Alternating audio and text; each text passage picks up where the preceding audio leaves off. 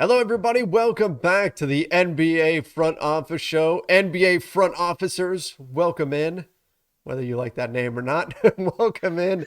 Thanks for joining us. We've got a lot to get into today. Some exciting injury news, some stuff that could make an impact on the overall outcome of the play. I mean, could change who hoists the championship trophy. Some of these injury returns that we've got to talk about today, a number of other things. But first, Keith and I, we were just lamenting that we finished last show and didn't even mention that the latest Marvel trailer dropped. I don't know how we didn't bring this up last time, but Miss Marvel. I mean, it looks fantastic. Looks absolutely amazing. Just like everything, we get excited for everything Marvel, but I wasn't a huge fan of the comics. It was a little bit past my time and everything, but I'm looking at this going, heck yeah, I'm gonna watch that. Yeah, man, if huge failure on our part not to even mention it yesterday because we both watched it.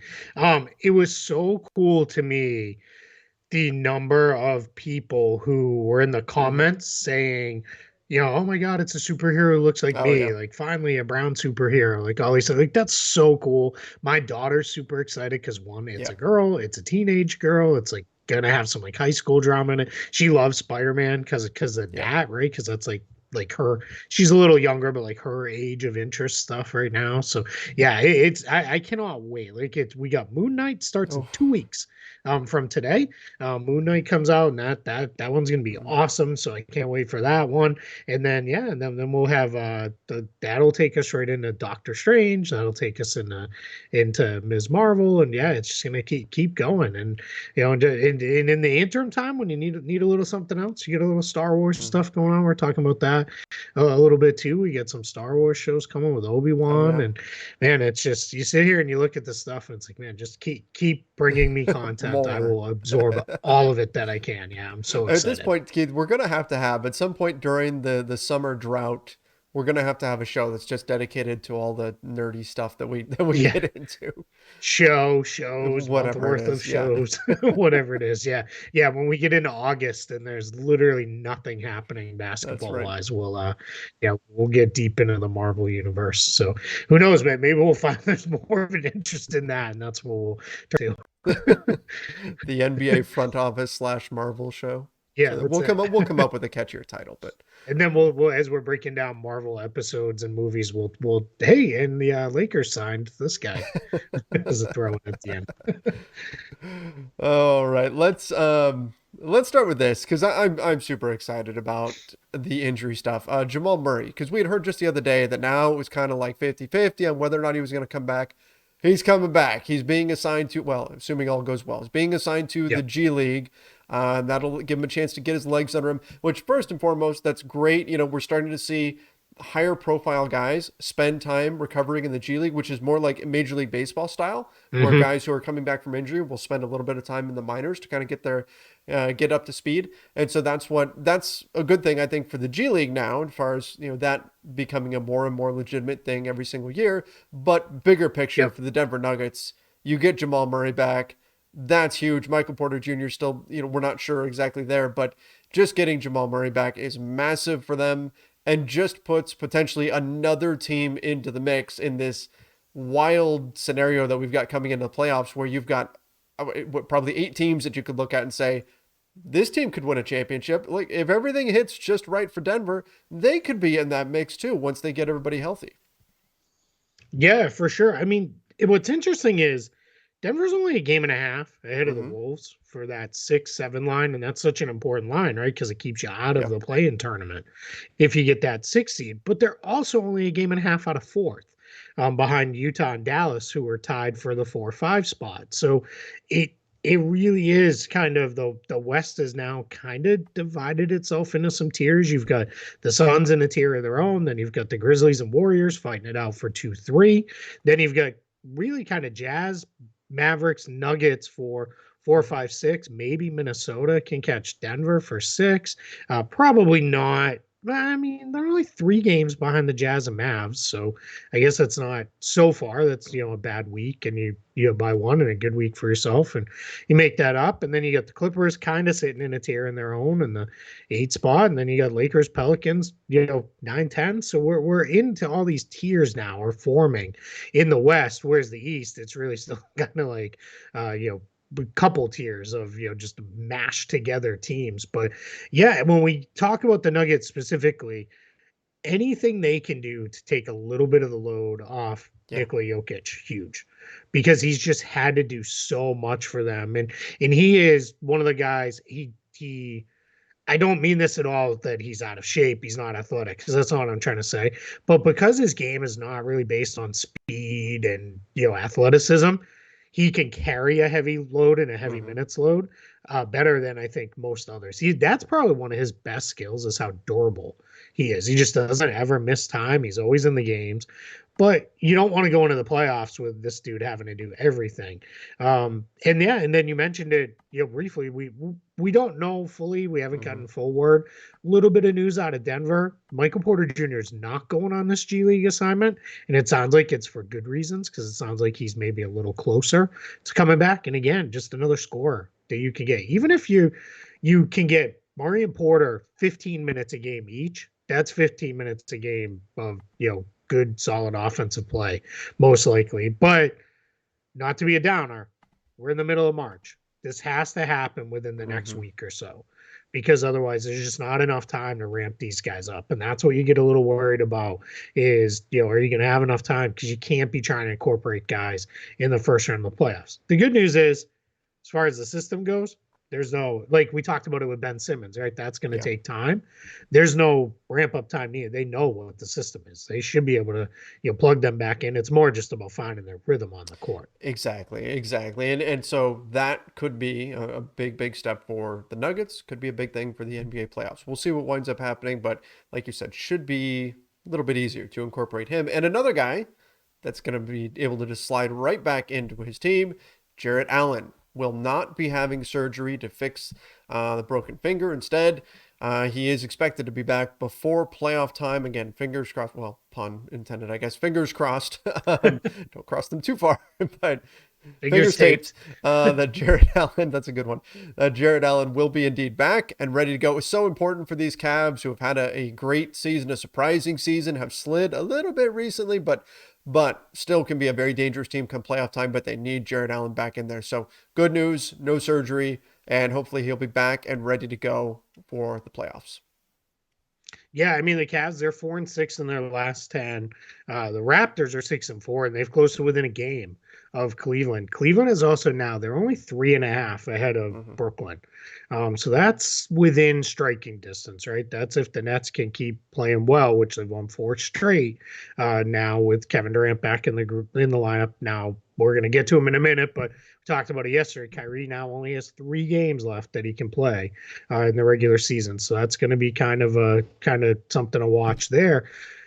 But sticking with Cleveland, I kind of want them to get the 6th spot, because I would hate to see them slide into the play-in, have some bad luck, and get knocked out and not make it after what has been such a great step forward season for them. So we'll see. I think reading some stuff, talking to some people, it sounds like had Jarrett Allen had the surgery, it was like 4 weeks that he might have missed. So they're basically going to say, like, hey, it becomes almost a pain tolerance thing. Can he handle it?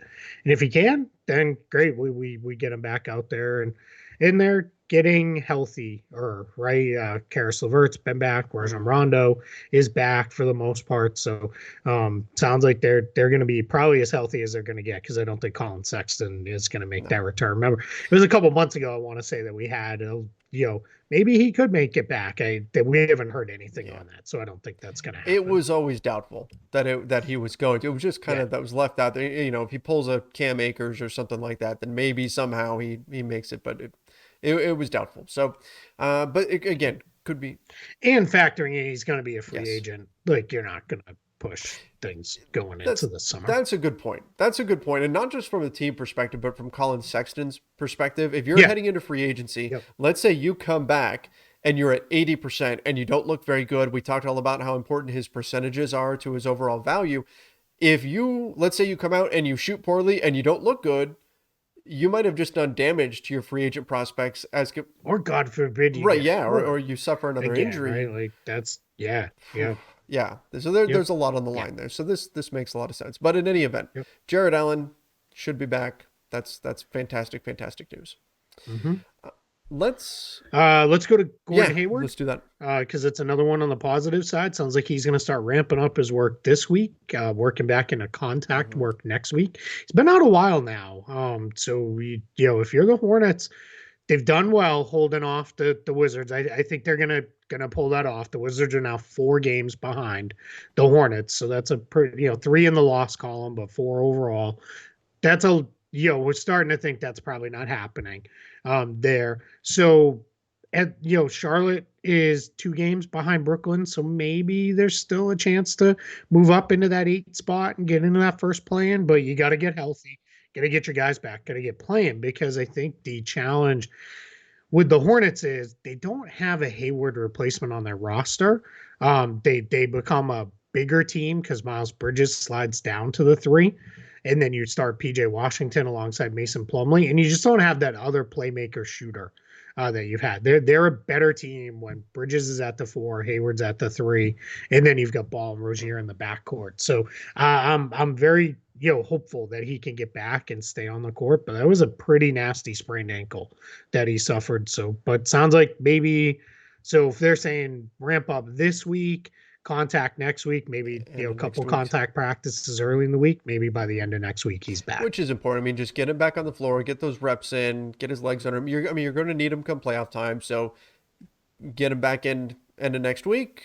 Okay, we're on schedule. Then then you can go from there. That's it. Yep. Kyrie Irving. Kyrie Irving saw what Karl Anthony Towns did and dropping 60 and said, "Oh yeah, I can do that." And so he puts up 60 points against Orlando, or as you put it on Twitter, Keith, Kyrie is trying to make the most of the few games that he has left to play. Yeah. Impressive performance, reminding everybody just how good he really is and how big of a deal the mandates are as far as keeping him out of action too. I mean, it's a big swing whether you have or don't have Kyrie Irving out there on the floor if you're the Brooklyn Nets. So, I mean, he's incredible. Dropped 60 points on the Orlando Magic, which, I mean, that's not a top tier team, but still scoring 60 points in an NBA game, it's a difficult thing to do. Well, and they had 80 something points at halftime, and he had 41 of them. So, I mean, that's just, you were starting to, like, I went into the half saying, and if Orlando can just keep this close enough, like he might be, going for 70 or so here. And then, it just turned into such a laugher that I think the Nets, it's funny. I was asked about this today. Is like, when do you pull a guy out of a game like that? And I think Steve Nash played it almost perfectly. He left him in long enough. He broke with the 60 points. He broke the Nets franchise scoring record, left him in just long enough to do that. And then got them out, emptied the bench, and they played it out with the handful of reserves they had available. And I think that's kind of the way you treat it, as long as the game's not getting chippy. If it starts getting chippy and like he drives and somebody wipes him out, then you have to start thinking about, let's maybe move on. And I want to say I remember there was a game when Nash was on the Suns as a player.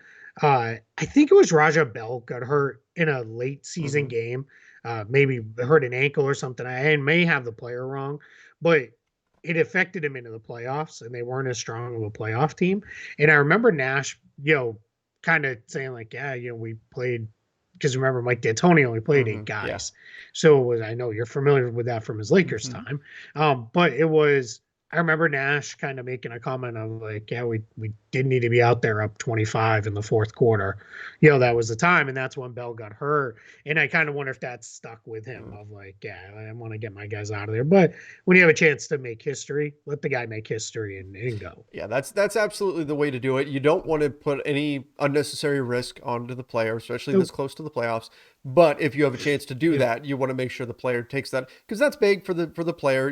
That's an important thing for them, and so you want to have them have that opportunity to do something like that and then go from there. So That's the Yep. right call. That's the right way to play it, and hopefully he's able to, you know, to continue playing on in the playoffs. And who knows, maybe we'll get some incredible performances like that out of him. It was funny because I did see somebody say, it kind of could be a weapon for the Nets in those games because he's gonna be fresh. Hmm. Like he has only played in a handful of games this season, so he when everybody else is kind of trying to get over bumps and bruises and find a little bit extra for the postseason, he may be coming in deal with a little bit something more. And I look at it as, I mean, look at what he did in the Philly Hmm. game where he really, that might be his best defensive performance I can remember. I mean, he locked on to James Harden, was like, I got him. And, really did his thing. And that comes with fresh legs. So let's see how this plays out for the Nets. They're still in the 8 spot. They're 2.5 behind Toronto.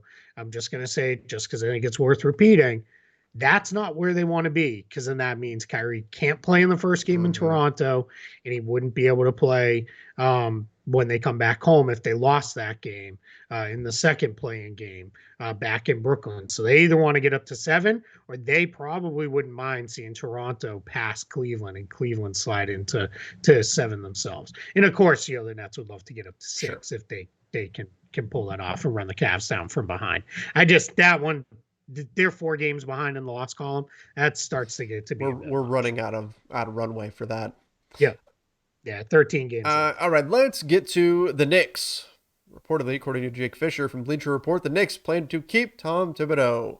I mean, this has not been the season that Knicks fans Nope. thought it would be. To some degree, Knicks and Lakers Spider-Man meme right now in terms of how Yeah, their fan bases are feeling. true. But it hasn't been the season that they thought it would be. Knicks, though, sticking with Tom Thibodeau. This is a veteran coach, been around for a long time. There's pluses and minuses to Tibbs' coaching style and all that. Is this, Keith? Do you think this is the right move? You just kind of write off this season as like, hey, it's not ideal, but we still believe in what we've got here, and let's tweak whatever we need to, and then move forward. Or do you think fans tend to go to, nope, it's the coach's fault, get rid of the coach? Do you think a move should be made here by New York? I do. I do think it's the right move to Hmm. keep him, because if you look at it, they were 41 and 31 last year. Remember, 10 Yeah. games shorter season. But they'd agree to that's probably high 40s win pace, if I did that math correctly. So they were a pretty good team last season. So you look at it and say, all right, did things just kind of go like sideways? And is that what caused this? Or is this more real? Or is this the whole deal of like Tibbs Hmm. in year 2 and beyond starts to get tough? I think what you do is you bring him back, but you kind of sort of make it known, hey, we're on a short leash here, because if this goes poorly at the beginning of next year, we're going to move on fairly quickly and have some form of succession plan in place to be able to go, with things very quickly if it doesn't get better next year. Yeah, this is the kind of situation where if you're the Knicks, you've got to be careful that it doesn't go too far. Like if you start to get evidence next season that okay, this wasn't just a one season blip, um, then you have to be ready to pull that plug and move forward. And that's why I think if I'm the Knicks, if I'm the Knicks front office, the way I'm approaching this is okay, we're hanging on to Tom Thibodeau, but let's have a list. Let's have a list. Mm-hmm. What if this is the path we go down? It's still not working. Who do we turn to? Right? You want to have that backup plan in place Yep. so you know what your actions are going to be. So you're not scrambling midway through the season next year if things aren't working out. Exactly. Yeah. You just want to be in a spot to uh, reverse course quickly if you can, versus you can't commit to we're just going to ride it out all the next year too, Mhm. because then now you've kind of tossed another year away, and that's just not a good place to be in.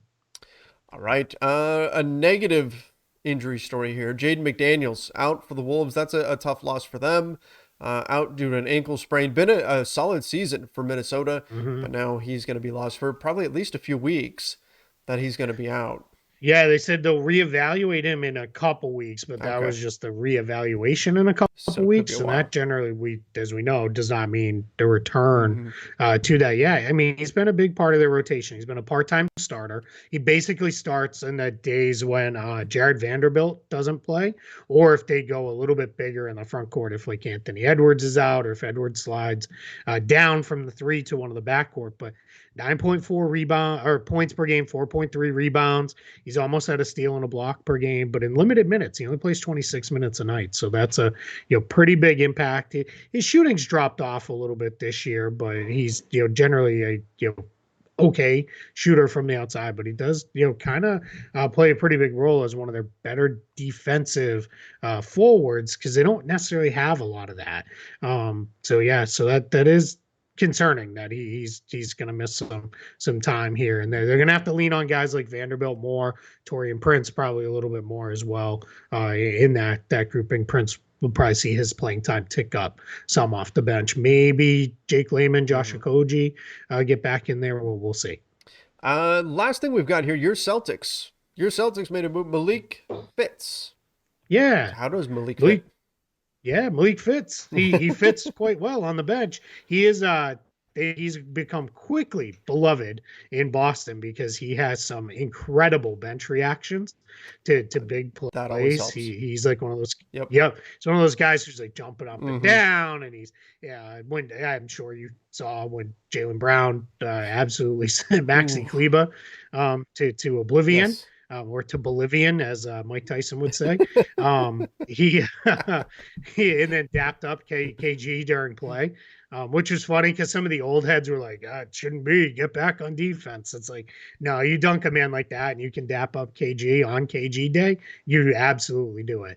But Malik Fitz was like diving on the floor on the sideline and acting all crazy. So he's going to stick around. And they also like to, he's a guy who's a little bit of size at the forward position. So they can put him out there kind of as somebody who can maybe make Jason Tatum work at least a little bit in practices and those kind of things. So, if you're going to be one of those end of the bench guys, you better bring something as far as being a locker room presence, personality, and those kind of things, because that's really important. One last thing, just because I only just saw it, John Collins starting to get a little concerning. Yeah. He's got a problem with a finger, and it's on his shooting hand. It's his ring finger on his shooting hand. But it's where it is. It's not something that can like be taped or anything like that. The best course of action is to splint Hmm. it and rest it, and that's kind of rough for the Hawks because the Hawks are they've won 3 in a row now. They're back to 500. They've closed the gap. Well, really haven't because the Nets are winning games, but they're hanging in Hmm. there behind the Nets as they try to push up in the East, staying ahead of the Hornets. But that's worrisome if Collins can't get back. Yeah. He's been ruled out for tonight's game. So he's out for that. Not good. I mean, they're in such a perilous spot that this is where an injury could really make or break your season. So hopefully he can get back in there and be good to go shortly.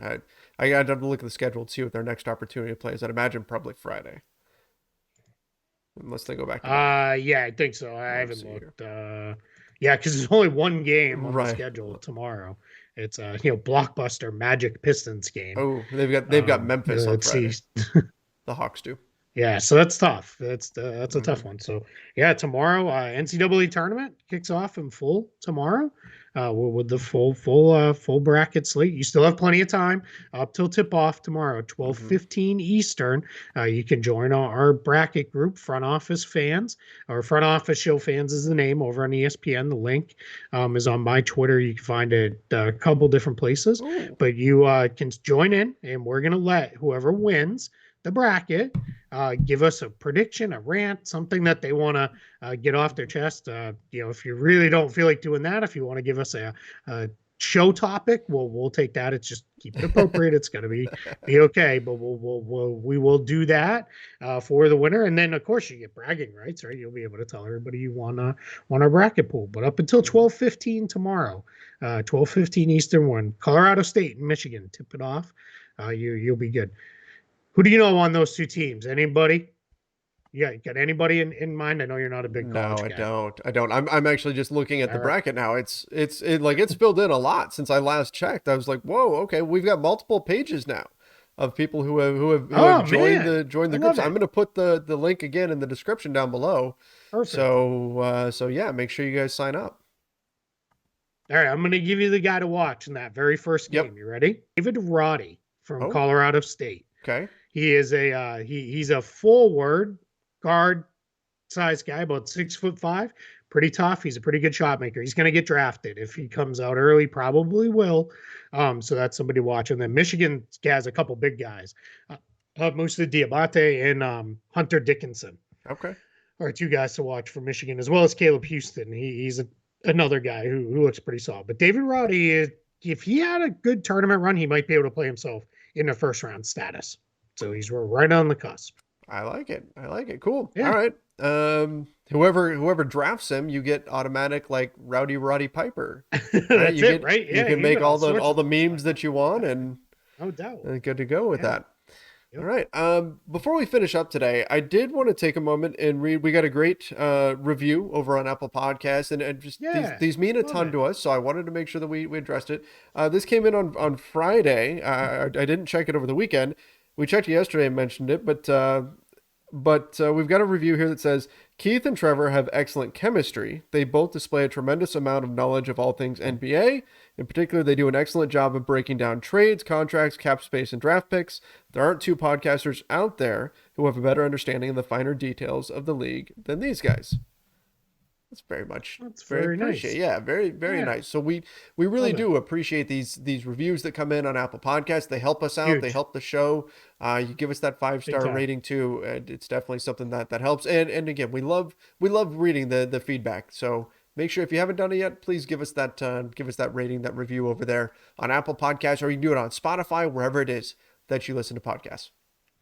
Yeah, we love when you guys tell us, you guys are the best kept secret, but don't keep it a Yes, secret. please. Tell people, right? But we won't change. We promise. We'll still be there for you. Where we're not going to change. Be being secrets or anything like that. So yeah, let's have a little bit of fun. Share the love, share the joy, and good. Yeah, and if you guys write us a rating or review over there, and it's appropriate because we've got a couple that they're pretty funny, but we're not going to read read that them on the show. But we appreciate those ones too. But if you write one that's appropriate, we will read it on the show. All right, that's right. We will give those a shout out right here. But thank you everybody for watching. Appreciate it. Make sure you are subscribing to the YouTube channel as well. Don't forget to turn on those notifications. Till next time, everybody. Stay safe and see ya.